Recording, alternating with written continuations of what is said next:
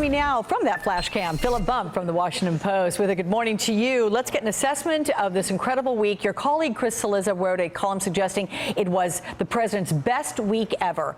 You think the White House is basking in these victories, and which one do you think is the biggest? They're definitely basking in the victories. There's little question about that. I think the White House is, they've been there long enough now. They know these things are not going to last for very long. There's still going to be a lot of contentiousness on Capitol Hill. I think you saw, part of his speech yesterday, part of the president's speech at the memorial service is a reminder that he has big things that he hasn't gotten done. He's very passionate about gun control being foremost among those. He's not made any traction on those. So I think the White House very quickly understands that there's still a lot of work to be done. I think that the biggest thing, the gay marriage ruling, I think it historically is the biggest, but President Obama has less ownership over that. Certainly public opinion shifted as he said he had evolved on the issue, but I think his Obamacare win, I think that cements his legacy as having reduced the uninsurance rate across the country, and I think that's the thing they're going to point to. Okay, what about the GOP? Was it the worst week for the potential 2016 candidates, and how do you think they're going to address same-sex marriage, also Obamacare in the future? Will they do it the same as they have in the past? Based on what we've seen so far, yes. And I mean, they're in a tough position for a GOP candidate that wants to be the party's nominee and win a general election next year.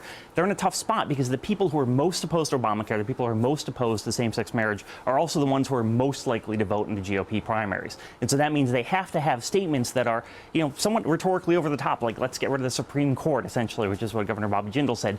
They have to say things like that because they need to make headway in this massive crowded field. They need to get 1 or 2 percentage points. Saying something over the top can help them do that. But the problem is that it paints the party as being against what independents and what Democrats think is the right way to go.